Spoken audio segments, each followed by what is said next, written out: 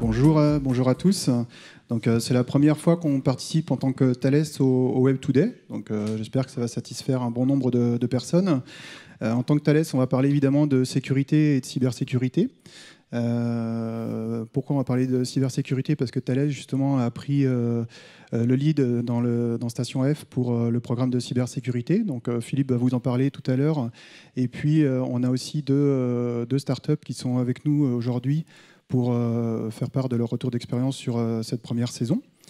Et Philippe va aussi vous parler en fait de la transformation digitale du groupe Thales via la Thales Digital Factory qui a été créée en 2017 avec l'objectif de proposer des nouvelles offres, des nouveaux produits et puis d'aller plus rapidement sur les marchés avec des startups autres que des startups dans le monde de la cybersécurité. Voilà. Très bien, merci, bonjour. Donc, je m'appelle Philippe Monod, je suis responsable des services de cybersécurité chez Thales.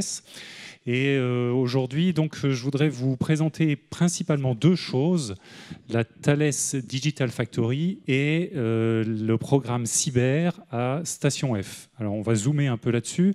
Avant cela, je voudrais vous montrer ce petit transparent-là qui explique comment s'articule la transformation digitale chez Thales et la cybersécurité autour de 4 pôles. En gros, alors les deux du bas sont assez classiques. C'est les labs de recherche et développement de Thales, qu'on appelle Research and Technology, des entreprises que Thales rachète, dont une en particulier qui s'appelle Guavus. Voilà, ça c'est, j'allais dire, un peu ce que font toutes les grosses entreprises, hein, des rachats de technologies et puis des labs internes.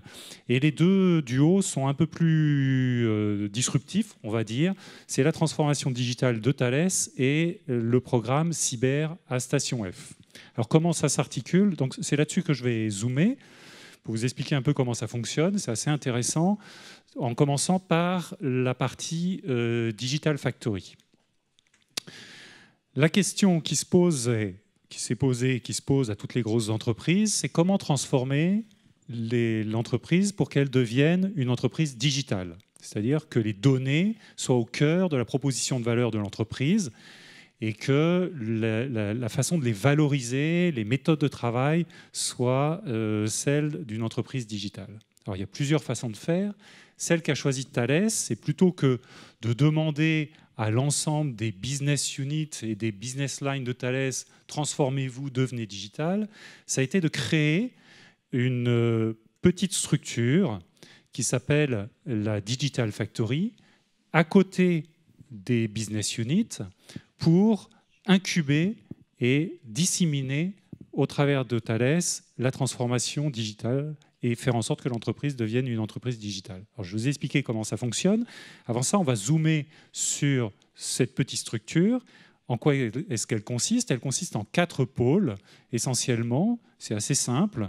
D'abord, un centre d'expertise, donc avec des experts dans un certain nombre de domaines qui aident à faire des propositions de valeur qui sont des propositions de valeur digitales. Vous allez voir comment ça va fonctionner.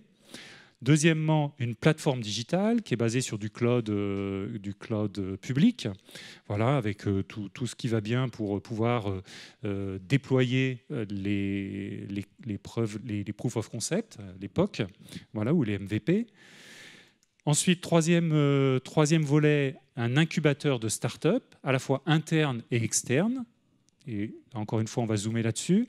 Et enfin, dernier point, une partie plus training, coaching, implication des experts de la transformation digitale pour l'ensemble de la structure. Voilà, donc c'est ces 4 pôles-là qui sont groupés dans la petite structure, relativement petite structure, parce qu'il y a à peu près 130 personnes qui travaillent dans la Digital Factory, donc relativement petite structure au sein de Thales.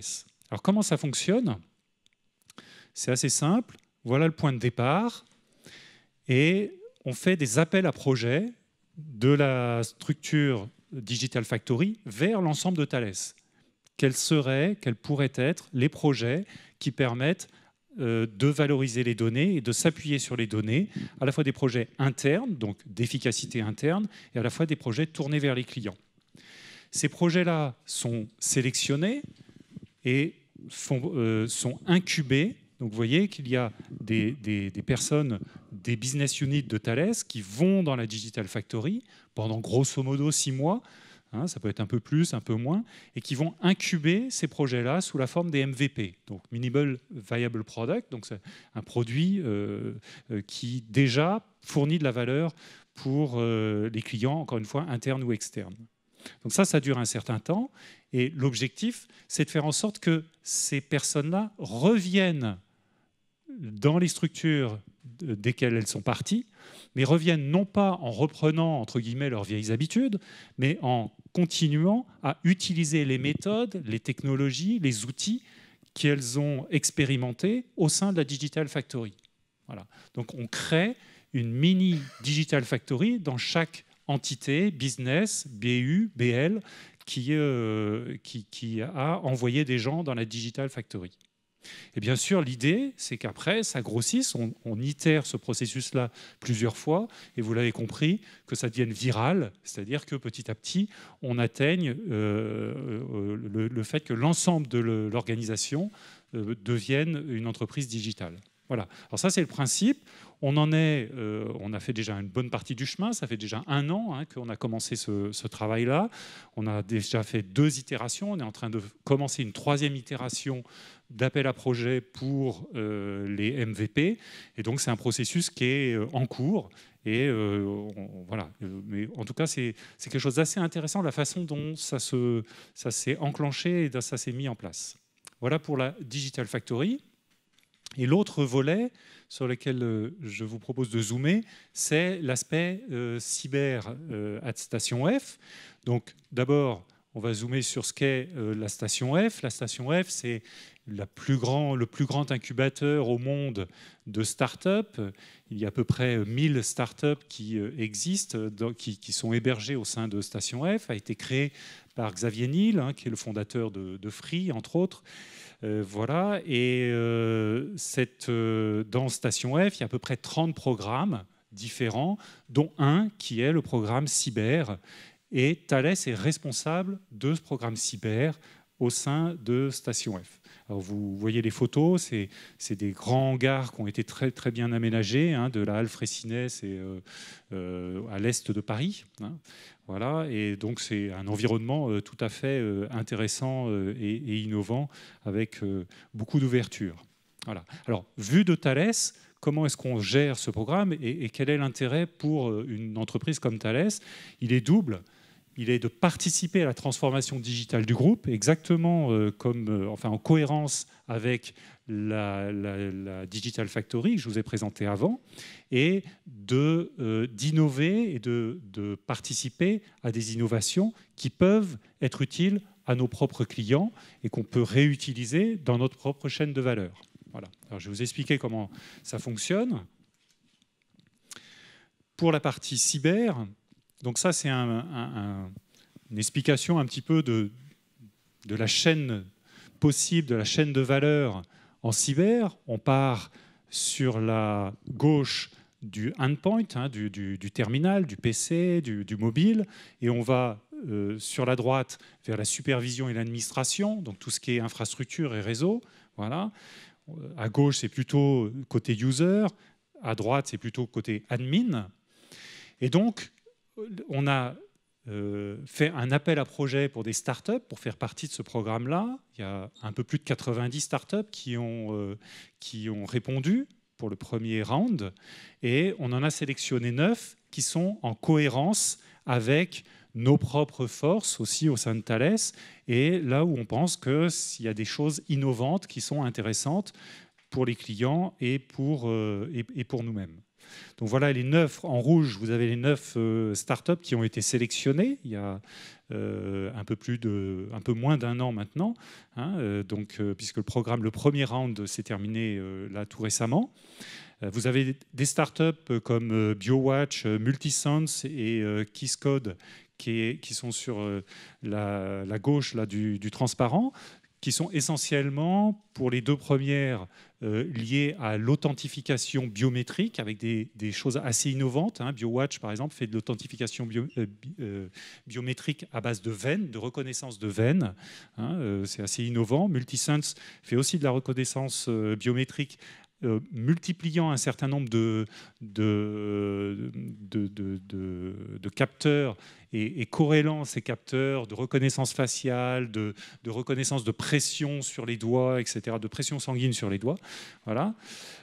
Kisscode, c'est une entreprise qui permet de s'authentifier sur typiquement un mobile, même s'il y a un malware sur le mobile, de s'authentifier de façon sécurisée, par exemple pour faire des transactions bancaires, pour accéder à son compte.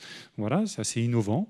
Donc voilà, je ne vais pas toutes les présenter, puisqu'il y en a deux qui se présenteront plus longuement tout à l'heure, Kix et Yogosha. Nous travaillons, enfin moi je suis plus sur l'aspect supervision et administration, on travaille plus avec Alcide, avec NetOwn. NetOwn, c'est de la reconnaissance du machine learning, donc de l'intelligence artificielle appliquée à de la reconnaissance de comportement pour faire de l'antifraude, typiquement. Et Alcide, alors c'est un peu plus technique, c'est pour faire de la sécurisation des Active Directory. Voilà. Donc voilà un panel de 9 entreprises donc, qui sont rentrées dans ce programme. Et pour chacune d'elles, il y a eu une collaboration avec les business units et les business lines de Thales, donc qui globalement durent 6 mois. Et les business units présentant à la fois de l'expertise, de la relecture de business et de la relecture technique de ce que font les startups, mais également proposant l'accès aux clients des startups, aux clients Thales pour les startups sélectionnées. Voilà. Alors, donc ça veut dire qu'il y a eu un certain nombre de personnes de Thales qui ont travaillé avec ces startups, un certain nombre de coachs. Alors, vous voyez, 24 coachs là. Alors il y en a au moins un technique et un business par startup. Et puis en gros, il y a plein d'experts qui sont intervenus, etc. Donc voilà, on a à peu près 200 personnes de chez Thales qui ont été impliquées avec ces 9 startups pour les accompagner. Voilà, un programme de 6 mois. Les résultats, alors c'est difficile à chiffrer, mais les résultats de cette première saison, de ce premier round, ça a été 7 POC qui ont été faits pendant ces 6 mois-là et 3 méga POC. Alors ça, c'est assez intéressant, c'est-à-dire qu'on a mis les startups ensemble et elles ont combiné leurs propositions de valeur pour en créer quelque chose de plus important et de plus gros pour elles. Donc voilà, et en particulier, il y en a une que j'ai suivie plus particulièrement qui est dans la sécurisation des satellites. Voilà, des connexions avec les satellites. Voilà. Une trentaine d'événements, etc. Et puis vous voyez là sur la droite, les startups nous ont fait un retour de satisfaction important. 100% recommandent ce programme à d'autres startups et 4 d'entre elles ont levé 30 millions d'euros au cours de ce programme-là, entre autres par l'aide et le soutien de l'entreprise Thales dans leur démarche. Voilà pour la saison 1. La saison 2 est en cours. L'appel à projet vient juste de se terminer et les startups qui vont être sélectionnées cet été vont commencer en septembre à travailler à Station F. Voilà en gros pour le programme Station F et transformation digitale de Thales. Je passe la main à l'une de ces 2 startups qui est là avec Damien Métro qui représente KIX. Bonjour. Donc KIX est une start-up qui a rejoint la première saison du programme cybersécurité à Station F, donc le programme Thales. Et KIX aujourd'hui a une vision, son objectif, c'est comment on peut construire tous ensemble un monde de confiance. Comment construire un monde de confiance et comment on donne de la traçabilité à toutes les informations que vous pouvez récupérer, que vous envoyez, que vous échangez. Aujourd'hui, vous recevez énormément d'informations. Vous allez sur le web, vous allez pouvoir télécharger des PDF, vous allez pouvoir télécharger des fichiers. On vous envoie un fichier. Est-ce que c'est la bonne personne qui vous a envoyé ce document? Est-ce qu'il a été modifié? Comment vous le vérifiez? Il y a des solutions technologiques qui permettent de le faire, mais elles sont très complexes. Elles sont souvent Qui dit complexité dit onéreuse et implique beaucoup d'infrastructures, que ce soit matériel ou logiciel.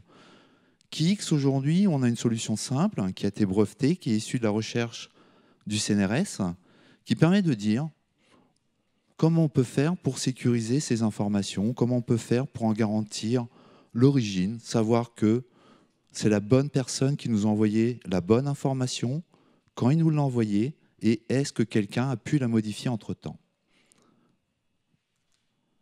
Nous, on a inventé une technologie qui s'est dit, voilà, dans les documents, il y a toujours des trous. Dans les fichiers numériques, informatiques, il y a toujours de l'espace vide. Comment on peut utiliser cet espace vide pour dire, je garantis l'identité, je garantis l'intégrité, et je dis quand il a été fabriqué. Donc on rajoute un petit peu de blockchain, mais ce n'est pas obligatoire. La blockchain permet de dire, ce document que je reçois, comment je fais pour le rendre publiquement auditable ou vérifiable sans jamais en révéler le contenu. C'est ce que propose KIX. Donc, la technologie fonctionne avec l'ensemble des fichiers, quels qu'ils soient. Ça peut être des enregistrements sonores, des logs, des fichiers d'archives, n'importe quel type de données. Vous recevez un fichier, même offline, sans connexion réseau, vous êtes capable d'en vérifier son intégrité. Et les documents, vous pouvez les lier entre eux. C'est ça qui est important. C'est que dans ces trous, on met des liens entre tous les fichiers et on redonne de la confiance à l'ensemble de l'information qui circule, que vous pouvez télécharger, que vous envoyez. Cette vérification, comme je le disais, elle est universelle. Tous les documents qui viennent du web, qui viennent du PC, qui viennent d'un support sur disque dur, qui viennent d'une clé USB sans connexion réseau, vous en vérifiez l'intégrité, son origine et sa date de fabrication. Donc avec tout ça, qu'est-ce qu'on a pu faire? Eh bien, tout simplement, comment on peut lutter contre les fake news? EDF, aujourd'hui, vous avez les communiqués de presse. Les communiqués de presse ont été diffusés, ils ont été modifiés, et certaines sociétés ont perdu beaucoup d'argent suite à une information fausse qui a été communiquée sur le web. KIX avec EDF, tous les documents que vous allez télécharger, toute la communication corporate est KIXée, c'est-à-dire que n'importe qui dans le monde, sans outils externes, est capable de vérifier que c'est bien EDF l'émetteur et que le document n'a pas été modifié. On ne traite pas le contenu de l'information. On garantit à tout le monde que l'information n'a pas été modifiée et qu'elle a bien été émise par la bonne personne, sans aucune infrastructure externe.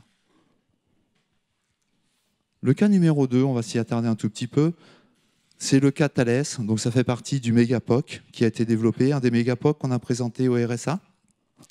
L'objectif, c'était de faire comment on peut traiter des données de santé, comment faire de la maintenance prédictive, comment travailler sur la donnée marketing sans jamais en révéler le contenu.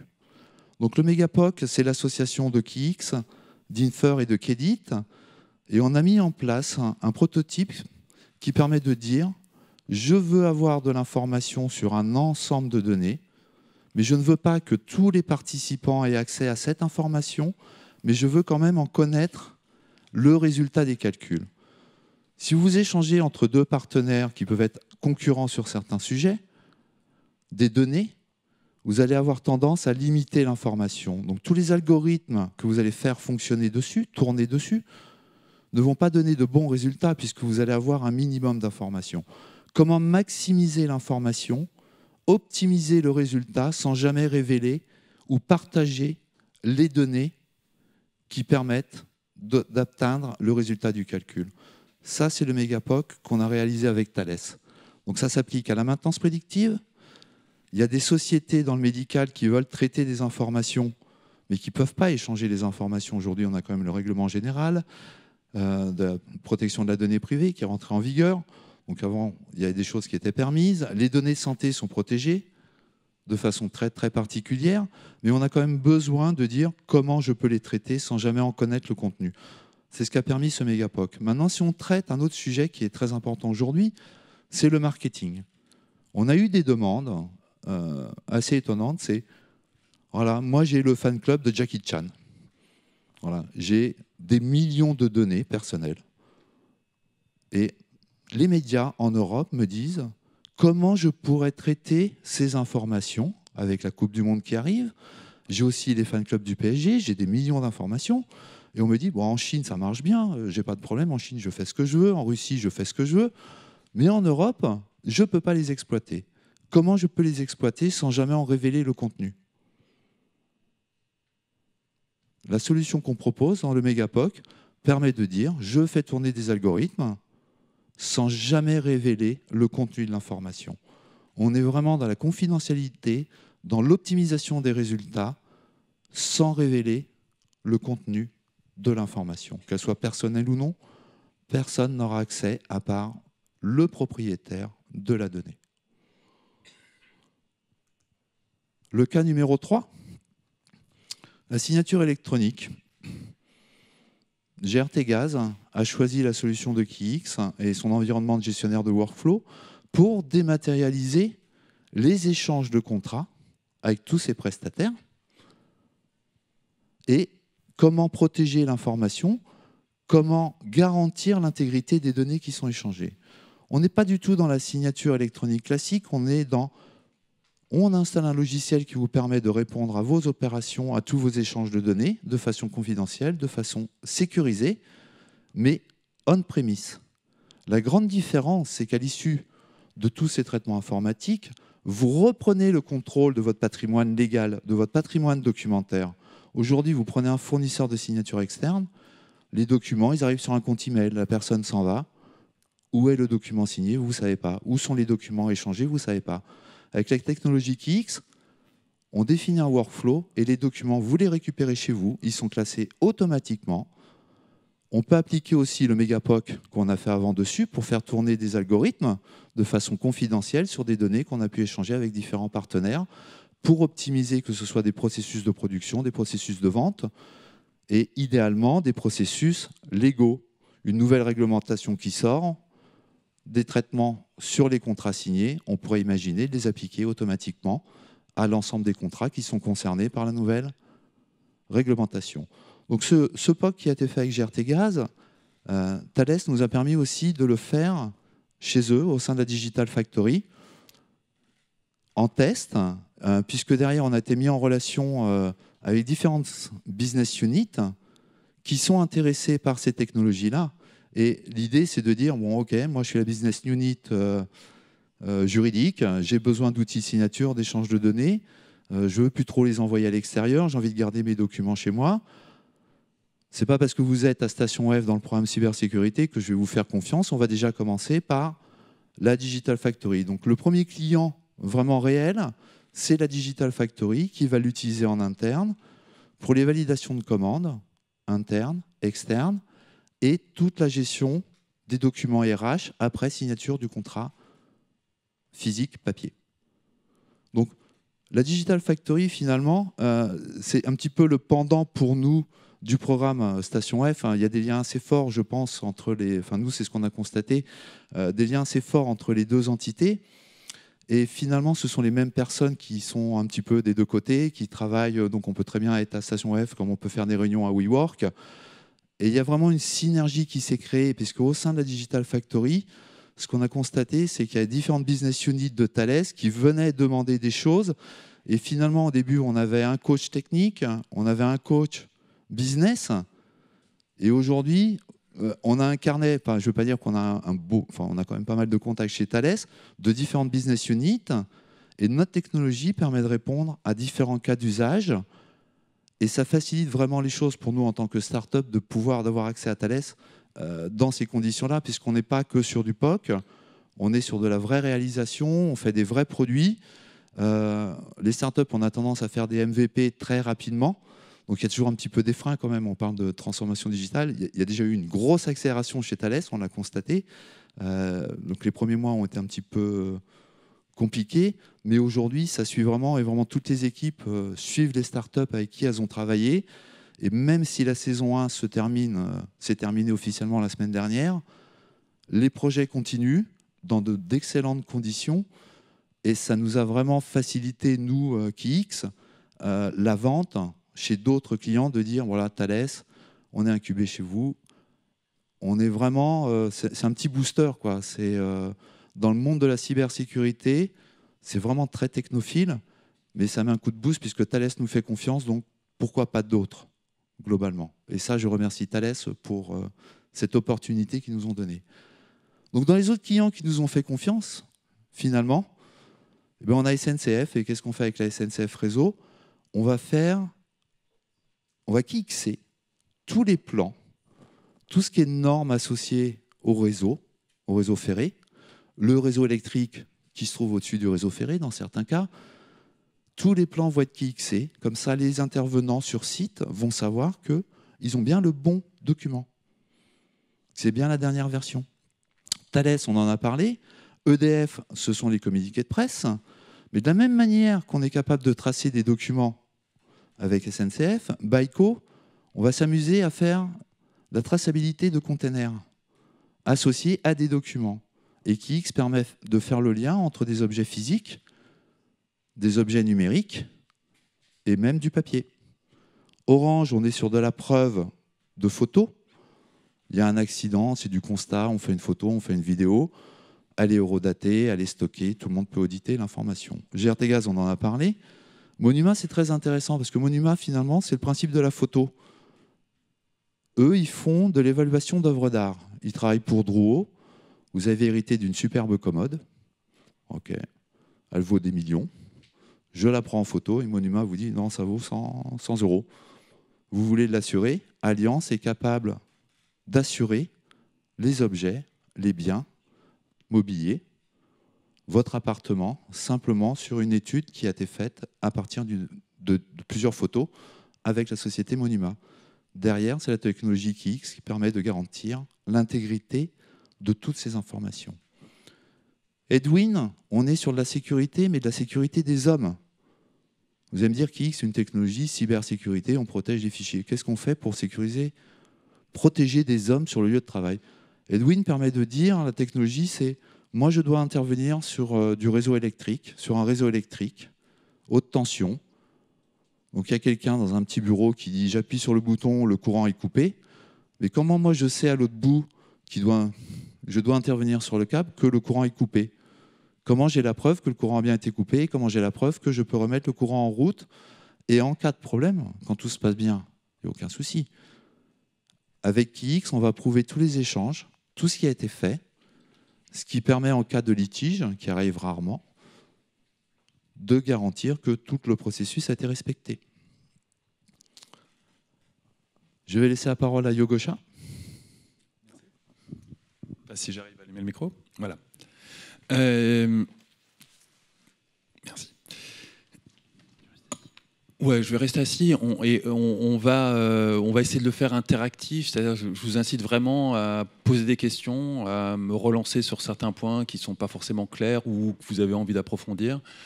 Que ce soit sur ce que fait Yogosha, ce que je vais vous expliquer dans peu de temps, ou sur le programme d'incubation de Thales, comment ça s'est passé, Station F, l'ambiance, la machine à café, tout ce que vous voulez. Alors Yogosha. Yogosha, c'est une plateforme de bug bounty. Qu'est-ce qui, parmi vous, a déjà entendu parler de bug bounty? Levez la main. 1. 2. C'est déjà ça. Alors c'est très simple, c'est de l'innovation business et uniquement business. Notre métier, c'est de constituer une communauté de hackers et de les mettre en relation, à travers évidemment une plateforme, avec des clients qui cherchent à se sécuriser.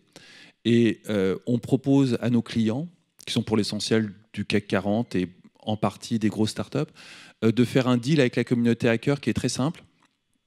Si l'un d'entre vous trouve une faille de sécurité, je l'achète. Et selon sa criticité, elle vaudra plus ou moins cher. Donc c'est quelque chose qui, au départ, quand on a lancé la boîte il y a 3 ans, on s'imaginait être une alternative au pentest. La réalité, après 3 ans d'expérience, c'est que c'est un complément au pentest. On se retrouve aujourd'hui dans des usages chez nos clients à aller complémenter et pousser plus loin une période de pentest qui forcément ne peut pas tout trouver parce que le pentest, finalement, c'est un deal qui consiste à dire je vais acheter du temps d'un expert auprès d'une entreprise, mais je n'aurai accès qu'à un seul expert, parfois 2, sur une période de temps limitée. Le bug bounty renverse complètement cette proposition économique, et ça consiste non pas à acheter du temps de travail, mais à acheter le résultat de ce travail, s'il existe. évidemment, si vous ne trouvez rien, vous ne pouvez rien vendre. Donc c'est une proposition assez alléchante pour les entreprises dans la mesure où s'il n'y a pas de faille de sécurité, ça ne leur coûte rien. Ce qui n'arrive jamais. Jusqu'ici, jamais. Et jusqu'ici, dans les premières 48 heures d'un bug bounty, on a systématiquement trouvé une faille assez critique. On indexe nos failles sur du CVSS. Quand je dis assez critique, c'est 8 et plus. Donc c'est extrêmement efficace parce que tout d'un coup, vous allez avoir une masse de personnes qui va venir auditer votre technologie et une multitude d'états d'esprit, de créativité, de compétences, de façons de faire, de méthodologies. Et c'est l'assemblage de ces méthodologies, de ces créativités, de ces curiosités qui va faire que la plupart des failles vont être trouvées avec cette approche-là, là où le pentesting, finalement, laissait de côté pas mal de choses. Ça ne remplace pas pour autant le pentesting, hein, j'insiste vraiment là-dessus. Le pentesting, ça se fait avec une méthodologie cadrée, une approche cadrée, des gens qui sont rodés à un certain type d'exercice, et c'est vraiment quelque chose qui reste totalement indispensable. Mais ça ne trouve pas 100% des failles, loin, très loin de là. Donc on s'est finalement aperçu qu'on fonctionnait parfaitement en complémentarité avec du pentesting, et c'était l'une de nos motivations pour aller dans l'incubateur de Thales, qui évidemment, comme vous le savez tous, a beaucoup de pentesters. Notre idée, c'était de proposer à Thales d'utiliser le bug bounty comme complément d'une période de pentesting chez ses clients. Alors, le bug bounty, ça existe depuis un bout de temps. La légende veut que ça a été inventé par Netscape en 1995. La réalité, c'est qu'en pratique, c'est Google et Facebook qui ont vraiment démocratisé le bug bounty. À partir de 2011, Google et puis en 2012 Facebook ont fait la proposition à l'ensemble des hackers, c'est-à-dire vraiment la planète entière, en leur faisant ce deal: si vous trouvez une faille, on vous l'achète, et plus elle est grave, plus elle vaudra cher. Très rapidement, toutes les boîtes de la Silicon Valley ont voulu faire du bug bounty, et c'est là que sont apparues les premières plateformes de bug bounty, nommément HackerOne et Bugcrowd dans la Silicon Valley. Et elles ont calqué le modèle original américain qui consiste à avoir des communautés les plus vastes possibles, de façon à démultiplier les regards sur une technologie et augmenter la probabilité de trouver toutes les failles sur une technologie. Ça a marché très bien, mais malgré tout, on s'aperçoit de limites dans cette approche. Très concrètement, si vous mettez des milliers de personnes pour faire un audit, outre le fait qu'il faut quand même avoir une infrastructure qui résiste à un tel audit, vous allez avoir un rapport signal-bruit assez exécrable. Typiquement, chez Facebook, sur 100 rapports de failles qui arrivent à travers leur programme de bug bounty, vous en avez 4 qui sont valides. Et donc vous imaginez qu'il y a un coût de traitement qui est quand même assez conséquent, même très, très conséquent. Et par ailleurs, il y a une friction qui est très importante. Parce que typiquement, chez Facebook, la situation de l'équipe qui gère leur bug bounty, c'est d'être en interaction avec de parfaits inconnus qui se présentent sous pseudonymat pour proposer une faille qui potentiellement peut être catastrophique pour Facebook, tout en négociant le prix de la faille, avec évidemment le hacker qui tend à considérer que sa faille est dramatique et le client qui tend à considérer que ce n'est pas si grave que ça, d'autant plus qu'il va falloir qu'il la paye et que moins elle est grave, moins elle est chère. Ça, c'était la situation américaine. Il y a encore 3 ans, les plateformes de bug bounty américaines fonctionnaient comme ça. Et quand on a décidé, avec mon cofondateur, de lancer Yogosha, on s'est dit que cette approche ne pouvait pas fonctionner en Europe. Donc on a pris le temps de la réflexion, d'échanges, de beaucoup de rencontres pour essayer de comprendre comment on pouvait adapter ce concept à l'Europe et comment on pouvait se retrouver à proposer ce concept à des boîtes comme Thales ou des CAC 40. Et ça nous a amené à faire de profondes modifications sur le principe du bug bounty. La première, ça a été qu'on a une communauté qui est beaucoup plus réduite. Aujourd'hui, il y a 200 personnes dans la communauté Yogosha, avec une liste d'attente de 700 personnes. On a une sélection à l'entrée qui est absolument drastique. On a un véritable petit examen, et avant même de pouvoir passer l'examen, on demande à un candidat d'être coopté par 2 membres existants de la communauté, qui s'engagent réellement sur la probité du candidat. Et s'il y a le moindre pépin un jour, ils savent qu'ils devront en rendre compte. Donc c'est un engagement vraiment fort. Cet examen, qui est quelque chose qui dure à peu près 2 heures, qu'on est en train de compléter aujourd'hui par un capture the flag, c'est quelque chose qui va nous permettre de mesurer 3 dimensions chez un hacker qui se porte candidat pour faire partie de notre communauté. La première, c'est le professionnalisme. Est-ce que c'est quelqu'un qui rédige correctement en anglais ? Est-ce que c'est quelqu'un qui va être capable de dire bonjour monsieur, merci madame? Est-ce que c'est quelqu'un à qui on va pouvoir confier pour une partie la gestion et la relation clientèle? Parce que fondamentalement, toutes les sociétés d'économie collaborative en sont là. Quand vous prenez un Uber, votre contact humain avec Uber se passe par quelqu'un qui n'est pas un salarié d'Uber. Et donc c'est un enjeu central pour l'économie collaborative de maîtriser cette relation clientèle sans pour autant s'encombrer avec le droit du travail, hein, pour être clair. Pour ça, vraiment on porte un soin maniaque à mesurer cette capacité à gérer une relation clientèle et à faire en sorte qu'elle soit harmonieuse, tranquille, sereine. Ce qui est d'autant plus important qu'on est en train de parler de cybersécurité et qu'on a en face des clients qui ne sont pas nécessairement rassurés par ce côté, les hackers qui viennent auditer un site. Le deuxième élément qu'on va mesurer, c'est l'expertise. Et ça, on va le mesurer d'un point de vue quanti et d'un point de vue quali. Quels sont les domaines d'expertise du candidat et à quel point il est expert dans chacun de ces domaines d'expertise. Ça, on va l'indexer, on va le noter. Ça va nous permettre très concrètement, pour certains bug bounty, de mettre telle personne plutôt que telle autre. Il est clair que si vous venez chez nous pour faire un bug bounty sur de l'IoT, on ne va pas vous mettre les mêmes hackers que si vous venez chez nous avec un bug bounty sur une API. Ce ne sera pas les mêmes personnes, ce ne sera pas les mêmes compétences. Et si vous venez chez nous avec comme enjeu de corriger un maximum de failles le plus vite possible, mais que vous êtes un CAC 40 qui achète ses développeurs au kilo à la SS2I du coin de la rue, vous n'avez pas un enjeu particulier de monter en compétence de vos devs. Et ça, c'est un élément très, très important chez nous. C'est même un élément totalement fondateur. Je suis prof dans la vie civile, quand je ne fais pas de start-up, et mon cofondateur est également prof, et on est, qui plus est, tous les deux fils de profs. Donc on a vraiment ça dans le sang, et on voulait que ça se traduise dans le service qu'on montait à travers Yogosha, et ça se traduit à travers le troisième élément qu'on mesure pour un candidat à l'intégration dans la communauté Yogosha, qui est la capacité pédagogique. On cherche des gens qui sont capables d'expliquer une faille de sécurité en transmettant un savoir. On veut faire en sorte que le développeur qui va être de l'autre côté de la plateforme et qui va prendre connaissance du rapport de faille qu'aura rédigé le hacker apprenne. Avec une configuration idéale qui est que le code qui a été pondu par un développeur est ensuite audité à travers un programme de bug bounty, une faille est repérée par un hacker et le hacker rédige un rapport de faille, puis interagit avec le développeur qui a pondu le code dans lequel il a trouvé une faille. Ça, c'est la configuration idéale parce que là, pour le coup, si ça se passe bien, le développeur ne refera plus jamais la même faille. Et il aura appris quelque chose de précieux au passage. Et donc, la boîte cliente de Yogosha développera du code plus sécure. Juste parce qu'à un moment, elle a décidé de faire un bug bounty. Ça, c'est la situation idéale. La réalité est un peu plus crue. Il y a une bonne partie, on ne va pas se cacher, notamment dans le CAC 40, d'entités qui se foutent totalement de faire monter en compétences leur dev parce que, comme je vous le disais tout à l'heure, ils les achètent au kilo, il y a un turnover de fous furieux dans leurs équipes de dev, et donc ils n'ont aucun intérêt à capitaliser sur leurs équipes de dev. Par contre, chez les startups, et chez pas mal de CAC 40 malgré tout, il y a un vrai enjeu. Il y a un vrai enjeu de fidélisation des devs, il y a un vrai enjeu de montée en compétences des devs, et il y a une vraie prise de conscience de la part des directions, et surtout des directions techniques, de ce besoin de faire monter en compétences des devs en matière de cybersécurité. Et là, effectivement, le bug bounty fonctionne à plein et on transforme nos hackers, une fois qu'ils ont repéré une faille, en coach. En coach qui vont accompagner un développeur dans leur compréhension de la faille et dans leur apprentissage des raisons qui l'ont mené à coder une faille ou qui ont mené un collègue à coder une faille quand ce n'est pas leur propre code. C'est extrêmement efficace. Extrêmement efficace.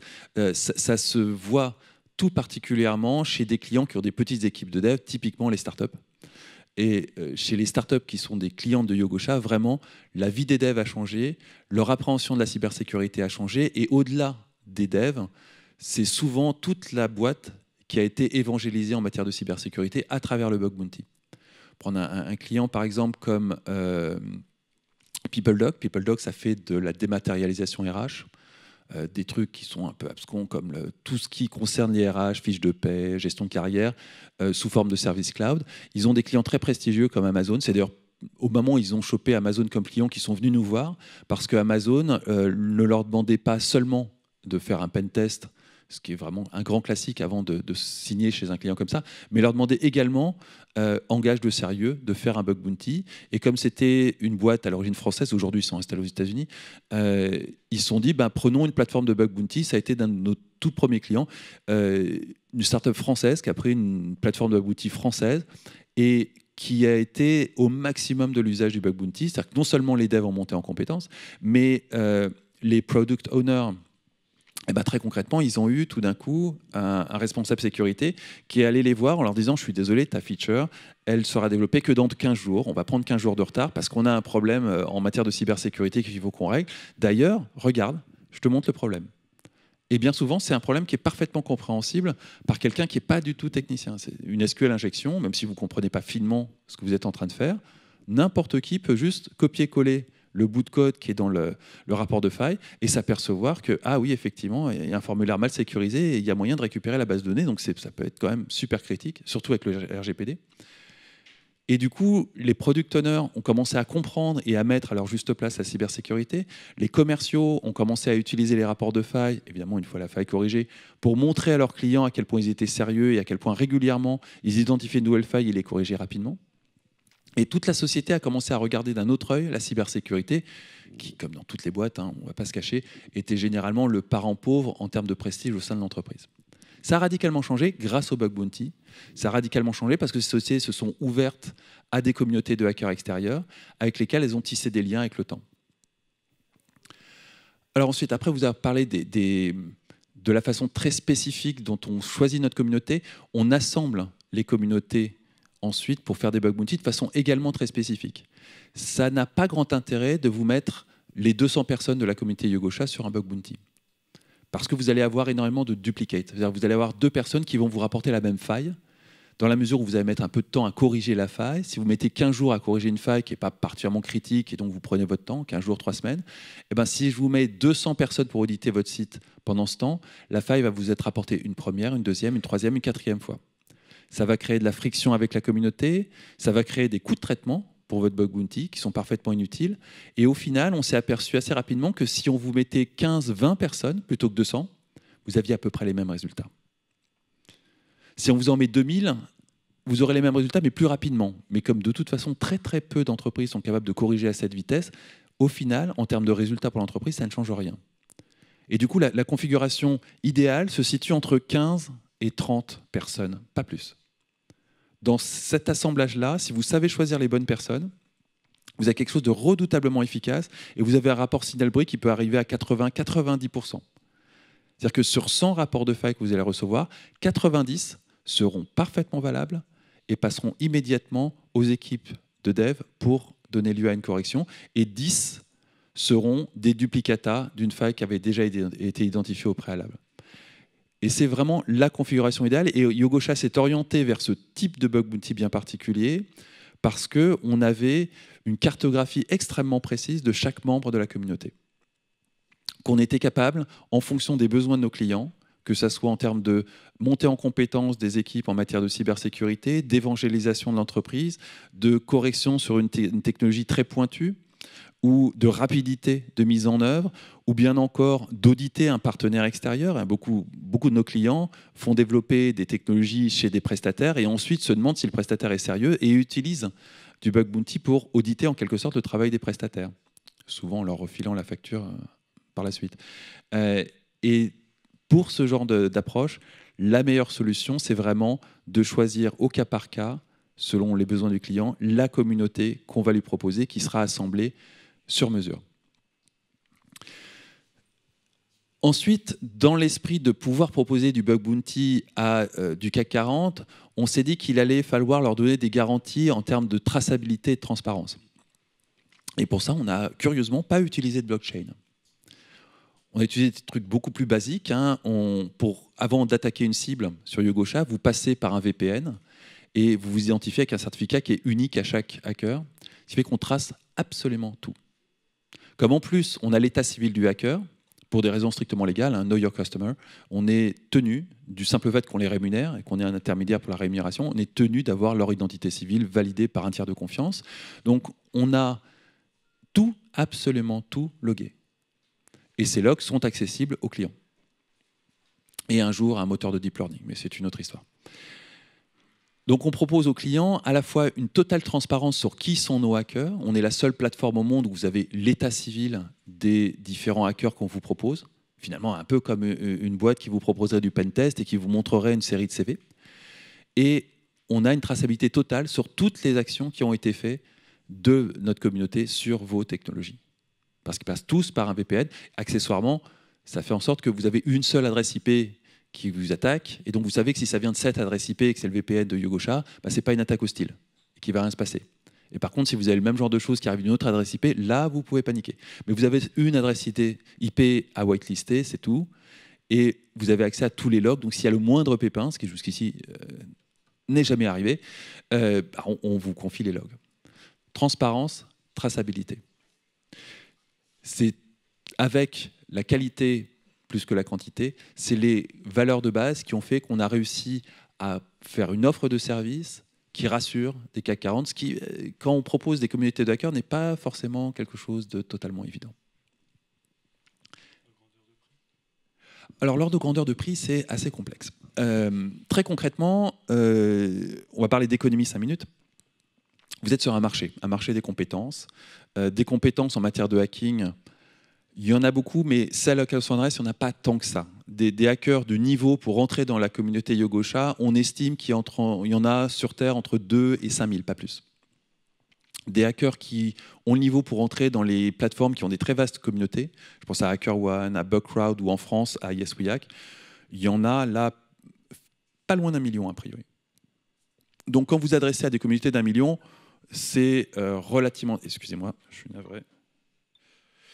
Quand vous adressez à des communautés d'1 million, recruter assez simple. Quand vous adressez à un potentiel de 5 000, c'est plus compliqué. Du coup, économiquement, vous adressez à des gens qui gagnent déjà très très bien leur vie. Et vous allez leur demander de chercher dans l'optique de trouver une faille. Pour ça, il va falloir exercer une pression sur ce marché des compétences. On va prendre en compte, et on a développé un widget pour ça, on va prendre en compte différents critères. Le premier critère qu'on va prendre en compte, c'est quoi l'historique de cybersécurité sur votre technologie? Est-ce que vous avez déjà fait un pentest? Est-ce que vous avez déjà passé un scan automatique? Est-ce que vous avez déjà fait un bug bounty sur ce périmètre? Évidemment, si vous répondez oui à ces 3 questions, le prix va monter parce que forcément, il y a nécessairement moins de failles à trouver et elles vont être plus difficiles à trouver, il va falloir investir plus d'efforts, donc nécessairement mieux rémunérer les hackers. Ensuite, on va faire un bilan sur votre confiance dans la solution. Est-ce que vous êtes totalement confiant dans votre solution ou est-ce que vous avez quand même des gros doutes et vous imaginez qu'il y a certainement des failles sur votre système? Ça aussi, ça va faire varier le prix. Et enfin, on va vous demander l'usage qui est fait de votre technologie. Est-ce que vous êtes en production? Est-ce que c'est juste une démo? Est-ce que c'est une pré-prod? Est-ce qu'il y a 100 utilisateurs sur la technologie qu'on est en train d'auditer? Est-ce qu'il y a 1 million d'utilisateurs sur la technologie qu'on est en train d'auditer? Et ça aussi va faire varier le prix. Pour vous la faire courte, on a un prix plancher qui est de 50 €. Le prix maximum peut monter à largement au-dessus de 10 000 € dans un cas de figure typique de je suis une banque internationale et je suis en train d'auditer mon application en ligne, mon application mobile qui vient de sortir. L'un de nos clients est dans ce cas de figure-là. Là, pour le coup, les failles peuvent monter très haut. La norme pour une start-up, parce qu'on prend aussi la taille de l'entreprise en considération, c'est plutôt une échelle qui va de 50 à 2 000, 3 000 € par faille. 50, c'est une faille vraiment pas grave. 2 000 €, c'est une faille catastrophique pour une start-up. Pour une banque, ça monte facilement à 10 000 €. Et vous imaginez qu'une faille catastrophique, on a déjà trouvé chez certains de nos clients qui sont des banques, on parle vraiment de failles dont les conséquences financières pour la banque seraient vraiment de l'ordre d'un cours de bourse qui fait la gueule durant quelques jours. Donc 10 000 € pour ça, c'est absolument rien et ils sont en général absolument ravis de ne les payer. Voilà, vous avez des questions? Parce que c'est nos clients. Parce que c'est ce qu'on a ciblé comme client. On a été à la facilité. Qui est susceptible d'acquérir ce genre de service en France? En France, on est dans une économie où il n'y a pas beaucoup d'ETI. Il y a essentiellement des très grands groupes. Et puis, il y a des grosses startups, essentiellement dans B2B, qui, elles, pour signer des nouveaux clients avec toujours les mêmes CAC 40, ont besoin de leur donner des gages en matière de cybersécurité. Le bug bounty étant un gage non seulement sérieux, mais en plus un gage qui se montre. On peut tout à fait montrer à son client CAC 40, regardez, je fais un bug bounty, regardez à quoi ressemble l'historique de mon bug bounty, l'évolution des failles, la typologie de failles. Vous voyez bien que j'en fais de moins en moins. Cette faille-là, on a mis tant de temps pour la corriger, celle-là, moins de temps, etc. etc. Et c'est beaucoup plus convaincant qu'un pentest pour un CAC 40. Mais pourquoi je parle exclusivement de grosses startups B2B et de CAC 40 ? Parce que c'est très clairement notre stratégie commerciale qui repose là-dessus. Oui ? Ah, c'est du CVSS. Donc c'est vraiment c'est un critère très cartésien. Ça se passe à travers un jeu de questions-réponses, de mémoire 6 ou 7 questions-réponses. À partir de là, on calcule un score CVSS et le score CVSS donne le prix de la faille. Ce qui fait que du coup, il n'y a pas de négociation sur la faille. Là aussi, on a été la première plateforme au monde à éviter qu'il y ait une négociation, parce que jusqu'à là, il y avait des négociations. Le mec arrivait en disant ma faille elle est extraordinaire, elle vaut 10 000 euros, et le client disait non mais elle n'est pas si fantastique que ça, je vais te la payer 2 000. Et ça donnait vraiment l'essentiel de l'échange entre le hacker et le client, consistait à négocier le prix de la faille. Donc ça, on s'est dit que ça passerait jamais en France, et on a introduit l'idée d'un CVSS. Le hacker évalue sa faille sur un petit widget qui lui sert à calculer CVSS, et le client peut réévaluer de son côté, et ça fait office de négociation. Du coup, le dialogue qui s'établit porte sur la faille, sur la technique qu'il y a dans la faille, plus que sur la négociation de prix.